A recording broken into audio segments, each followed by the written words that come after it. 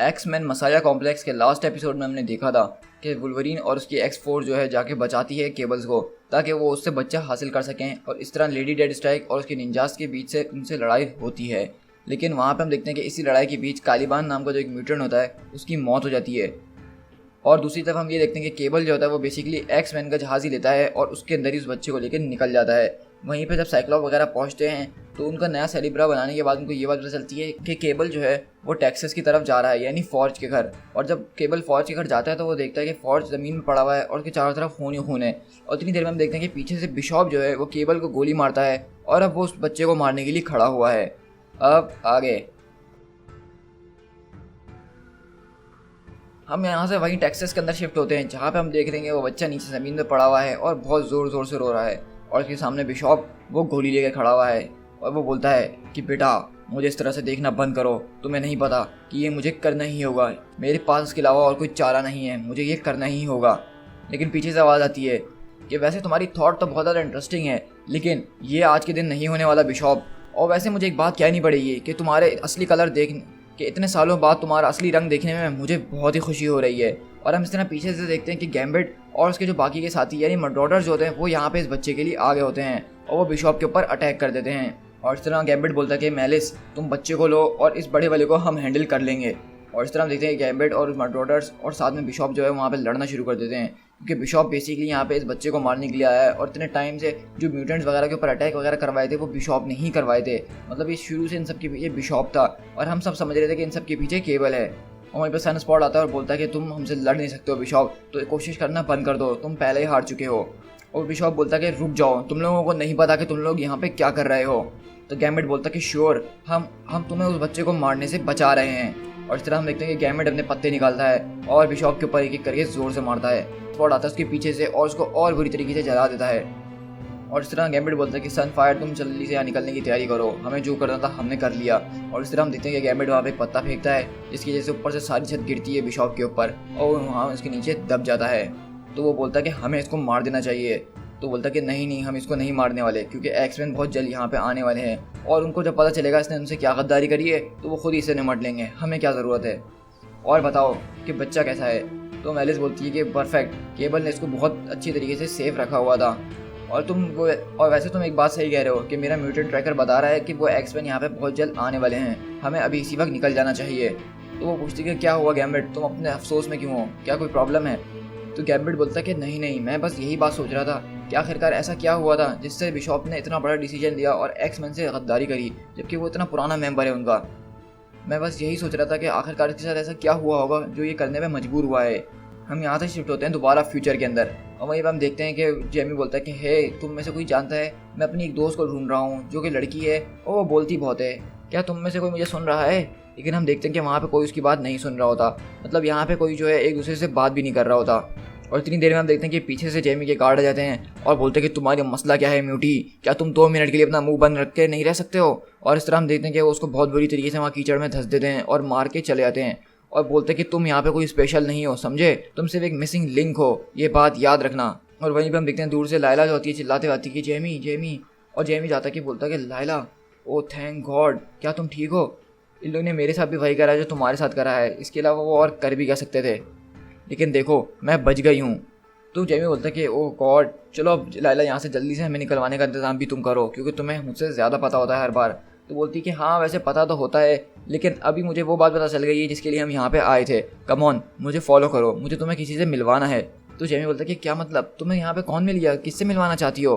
तो वहीं पर हम देखते हैं कि एक बच्चा होता है और वो बोलती है कि मुझे तुम्हें लूकस बिशॉप से मिलवाना है, ये वही जगह है जहाँ पे वो पला बड़ा था। मतलब बिशॉप जो है बेसिकली इस ऑल्टरनेट फ्यूचर से होता है और वो यहीं पे पला बड़ा है और असल में वो पास्ट के अंदर आके एक्स-मैन के साथ ऐसा बन रहा है कि जैसे वो पास्ट में ही है, लेकिन दरअसल बिशॉप एक टाइम ट्रैवलर है जिस तरह के केबल है कि वो फ्यूचर के अंदर बड़ा हुआ है। और यहाँ पे हमें वजह पता चलेगी कि बिशॉप ने ऐसा सब कुछ क्यों किया। और वहीं पे हम देखते हैं कि बिशॉप बहुत बुरी हालत में जो है अपने जहाज़ के अंदर बैठ के वहाँ से निकलने की कोशिश कर रहा होता है, लेकिन तभी उसको पता चलता है कि ब्लैक बर्ड जहाज़ जो है रॉफ ट्यूब के ऊपर लैंडिंग कर रहा है। तो बिशॉप बोलता है कि नहीं ये तो यहाँ पे पहुँच भी गए, मुझे और वक्त चाहिए था।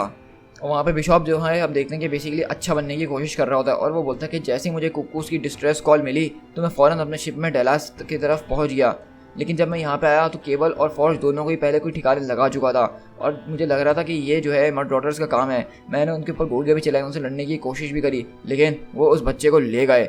मैं इसमें कुछ नहीं कर पाया। तो साइक्लोप बोलता है कि देखो तुम इसमें ज़्यादा परेशान नहीं हो, तुम जो कर सकते थे तुमने किया। तो बोलता है कि हाँ, लेकिन मैं जैसे ही उस बच्चे को उठाने वाला था तभी मॉडोडर जो है टेलीपोर्ट होकर यहाँ पे आए और फिर उन्होंने मेरी ये हालत कर दी। मुझे संभलने का मौका तक नहीं दिया, वो बहुत ज़्यादा थे और मैं अकेला था। और जब मुझे होश आया, मैंने देखा अपने ऊपर से मट्टी वगैरह हटाई तो वो उस बच्चे को यहाँ से लेके जा चुके थे।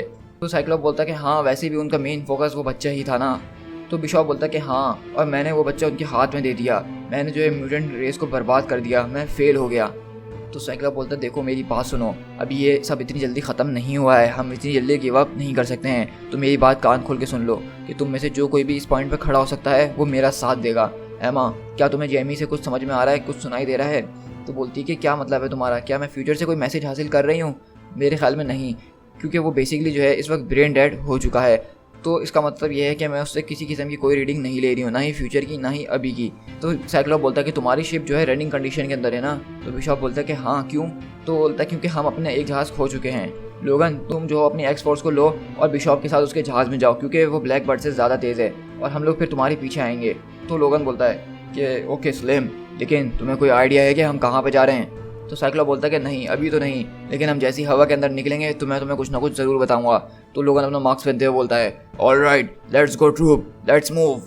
और वहीं पे हम देखते हैं कि वारपाथ फिर दोबारा बहस शुरू कर देता है और बोलता है कि हेप्ज़िबा यहीं पे रहेगी। तो हेप्ज़िबा बोलती है कि देखो जेमी, मुझे जहाँ जाना होगा मैं जाऊँगी, मुझे जो करना होगा मैं जाऊँगी, तुम मेरे साथ चलो या ना चलो। तो वारपाथ बोलता है देखो, मैं तुम्हें दोबारा हार्म के अंदर नहीं डालना चाहता हूँ, जो कैलिबान के साथ हुआ वो मैं नहीं चाहता कि तुम्हारे साथ भी हो। तो हेप्ज़िबा बोलती है देखो, तुम्हें मेरे साथ लड़ने की कोई ज़रूरत नहीं है, क्योंकि मैं अपनी फ़ाइट खुद पिक करती हूँ और ऐसा ना हो कि मैं अपनी फ़ाइट तुम्हारे साथ पिक कर लूँ। तो वहीं पे बिशॉप आता है और बोलता है कि तुम लोग किस बारे में बात कर रहे हो, कैलिबान को क्या हुआ? तो लोगन बोलता है कि वो मर चुका है लूकास। और इस तरह हम देखते हैं वुल्वरीन वारपाथ के पास आता है और बोलता है ए बच्चे, देखो यहाँ से चलने की तैयारी करो, ये तुम्हारा डिसीजन नहीं है कि इस स्क्वाड के अंदर कौन होगा और कौन नहीं। हेप्ज़िबा के पास स्किल्स हैं और जैसा कि स्लिम ने कहा कि जिस किसी के पास भी स्किल्स हैं हम उसको जंग के अंदर लेके जाएंगे। तो तुम्हें चलना है नहीं चलना तुम्हारी मर्जी है, लेकिन जिसको मैं चाहूँगा पिक करूँगा। और इस तरह हम देखते हैं कि सेलिब्रा के अंदर वो कुकूज़ जो हैं वो पता लगाने की कोशिश कर रही होती हैं कि वो बच्चा कहाँ है, लेकिन वो बोलती है कि हमारे सारे सिग्नल्स को जैम किया जा रहा है, हम उस बच्चे को तो ट्रैक कर ही नहीं पा रहे हैं। तो वो एमा बोलती है देखो बच्चों, ये बहुत सिंपल है, अगर तुम उस बच्चे के ऊपर ट्रैक नहीं कर पा रहे हो तो उस एनर्जी सिग्नल के ऊपर ट्रैक करो जो कि उन म्यूटेंट्स की है, मतलब जैसे गैम्बिट वगैरह जो उसके साथ हैं। तो बोलती हैं कुकूज़, अरे हाँ, हमने तो इस बारे में सोचा ही नहीं, चलो अब करके देखते हैं। और साइक्लो बोलता है कि उनको बोलो कि केबल को ढूंढने की भी कोशिश करे, उसने पहले ही बहुत ज़्यादा डैमेज पहुँचा दिया है, हमें जो है अब उसको किसी भी हाल में शट डाउन करना ही होगा। अब हम जो है दो फ्रंट्स पे एक साथ नहीं लड़ सकते हैं। और हम यहाँ देखते हैं कि केबल जो है वो एक जंगल के अंदर जा रहा होता है।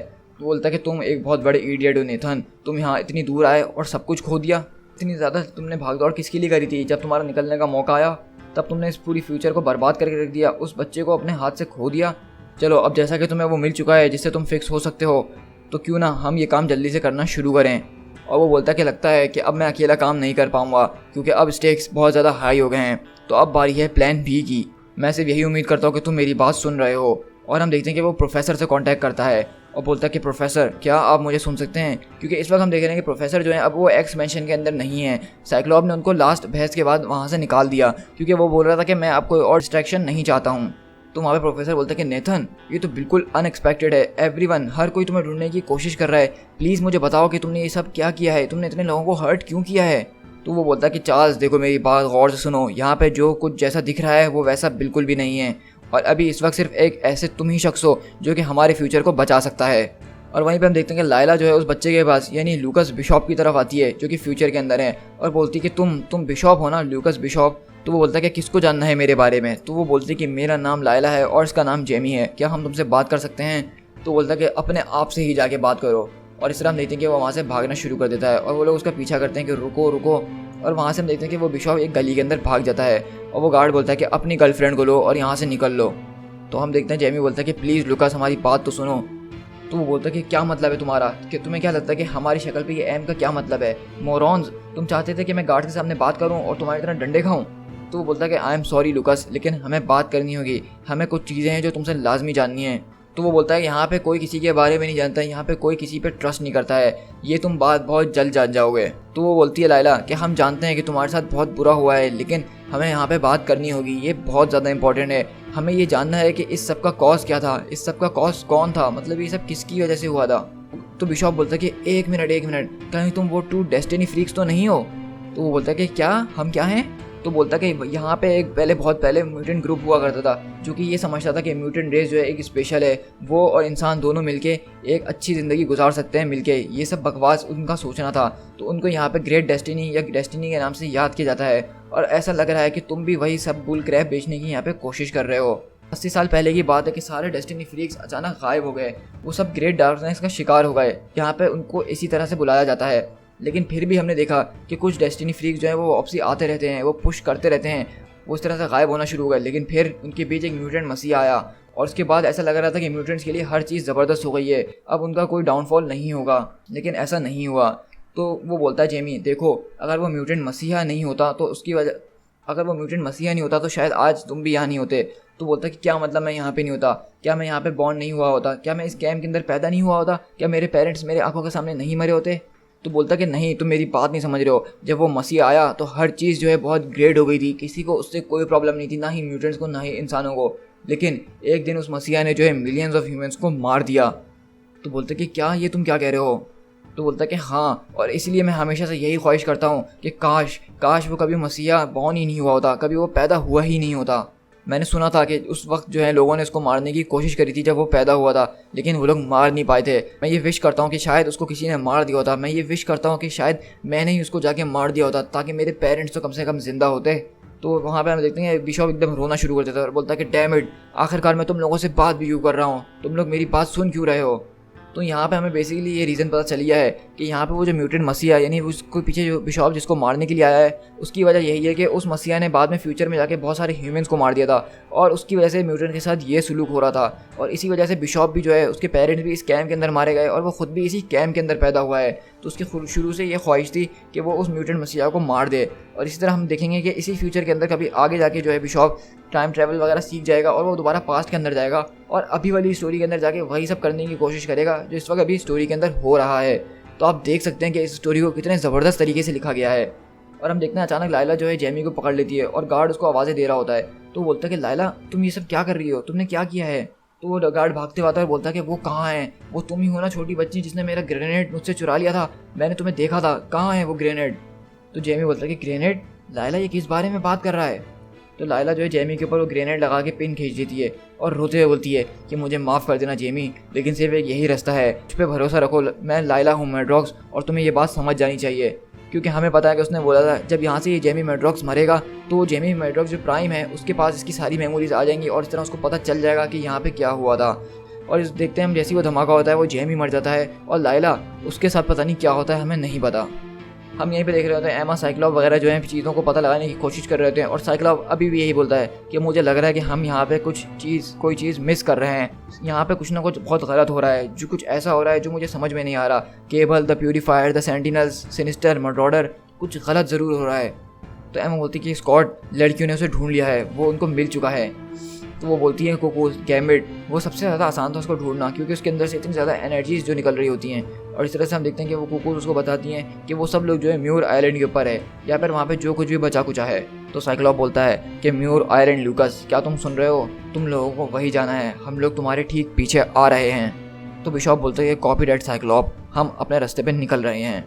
तो लोगन बोलता है कि बच्चों अब तैयार हो जाओ, हम जो है उस म्यूटेंट बच्चे को किसी भी कीमत पे रेस्क्यू करने जा रहे हैं, तो वहाँ पे कुछ भी हो सकता है। और इस तरह हम देखते हैं कि बिशॉप का शिप वहाँ से फुल स्पीड में म्यूर आइलैंड के लिए निकल जाता है।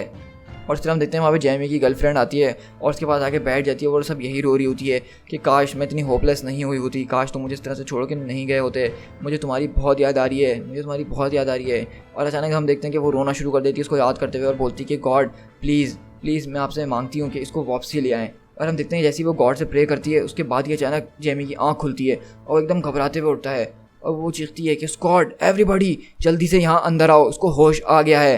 तो वहीं पे साइक्लॉप आता है, पूछता है कि सायरन यहाँ पे क्या हुआ, जेमी क्या तुम ठीक हो। और वहीं पे बॉबी बोलता है कि ज़रा इसकी शक्ल की तरफ तो देखो स्कॉट, इसके चेहरे के ऊपर ये क्या है। और हम देखते हैं कि उसके चेहरे के ऊपर भी वही एम आ गया होता है जो कि इसके डुप्लीकेट के ऊपर था। और हम देखते हैं कि जैसे ही जेमी होश में आता है वो एक ही लफ्ज़ बोलता है कि बिशॉप कहाँ हैं। हम यहाँ से शिफ्ट होते हैं केबल के जहाज़ के अंदर, और वो बोलता है कि आपको तो जैसे पता है कि प्रोफेसर, जैसा कि हम हमेशा सोचते हैं वैसे चीज़ें हमारे लिए काम करती नहीं हैं। क्या आपको वो वक्त याद है कि जब हर कोई आपको मारने की कोशिश कर रहा था? तो वो बोलता है कि किस वक्त? जब स्ट्राइव जो है वो मेरे रूप में आ गया था, आपको वो बात याद है? तो प्रोफेसर बोलता है कि हाँ, मुझे वो सारी बातें याद हैं। तो केबल बोलता है कि वाओ, लेकिन ये मेरा ओल्ड शिप यहाँ पे कहाँ से आ गया, और हम लोग यहाँ पे ऐसे बैठे हुए क्यों हैं? हमें तो बेबी के पीछे जाना चाहिए ना। तो प्रोफेसर बोलता है कि मैं तुम्हारे दिमाग के अंदर हूँ नेथन, मैं तुम्हारे दिमाग को जितना हो सके काम और कंफर्टेबल करने की कोशिश कर रहा हूँ ताकि तुम ये सारा पेन भूल सको। तो केबल पूछता है कि पेन? कौन सा पेन?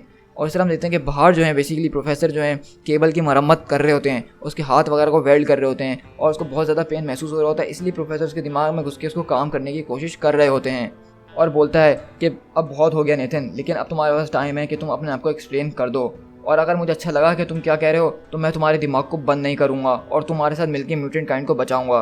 क्या ये प्लान समझ में आ रहा है तुम्हें? बॉबी बोलता है कि बिशॉप का कोई पता नहीं है, उसका रेडियो बंद जा रहा है।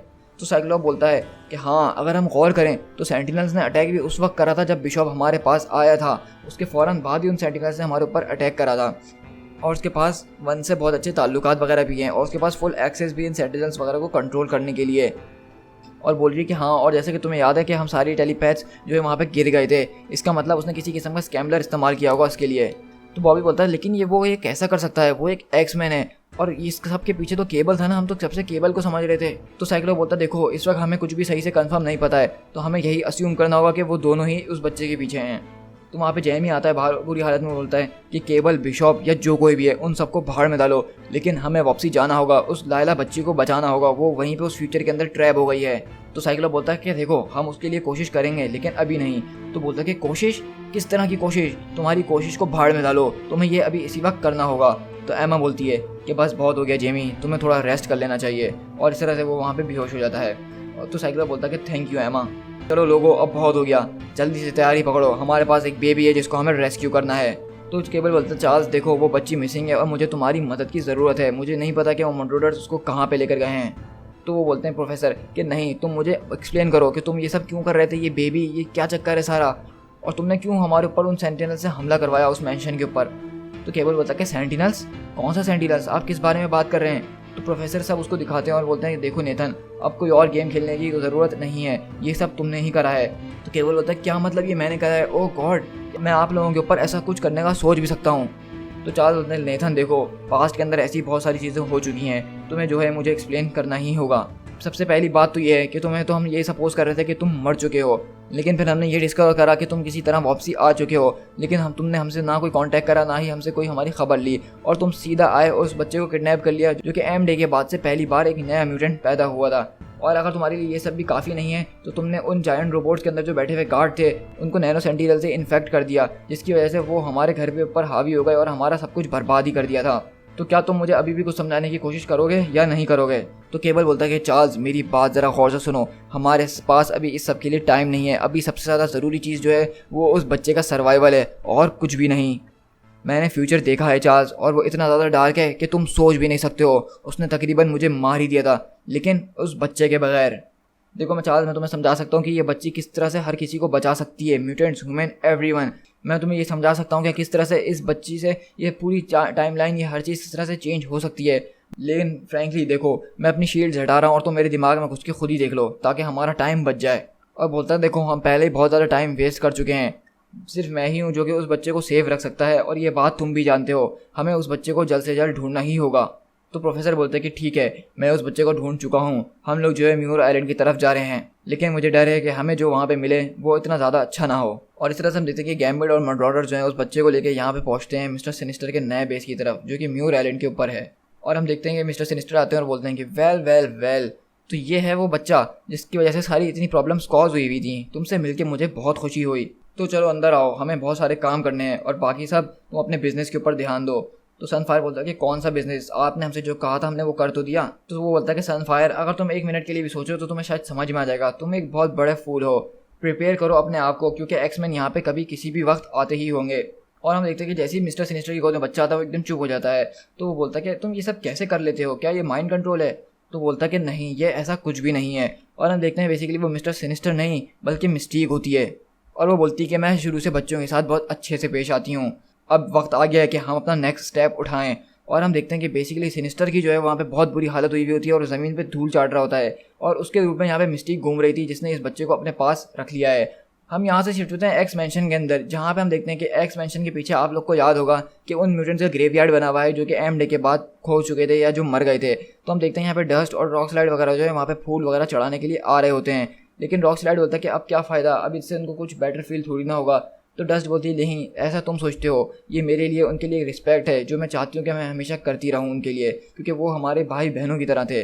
लेकिन हम देखते हैं कि जैसे वो उस ग्रेवयार्ड में पहुंचते हैं तो वहाँ पे बेसिकली वो जो प्रीडेटर एक्स होता है जो आपको याद होगा वो यहाँ पे मौजूद होता है और उनकी कब्र खोद के उनकी सारी बॉडीज़ को खा रहा होता है, क्योंकि वो म्यूटेंट डीएनए सूंघकर आ गया है और उसको यहाँ पे एक साथ बहुत सारे म्यूटेंट मिल गए और वो सबको निकाल के कब्र में से खा रहा होता है। और इस तरह वो देख के वो सारे न्यू म्यूटेंट्स एकदम हैरत में रह जाते हैं। तो लोगन बोलता है क्या तुम श्योर हो, उनको नहीं पता चलेगा कि हमने यहाँ पर लैंड किया है?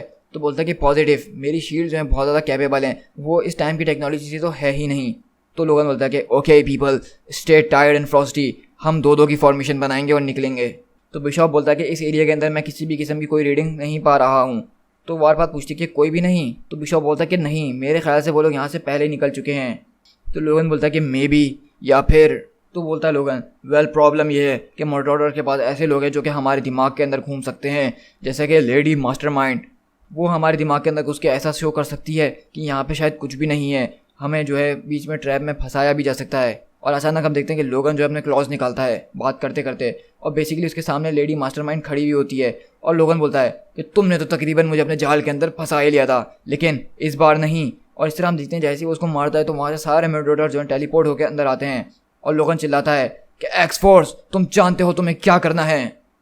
To be continued.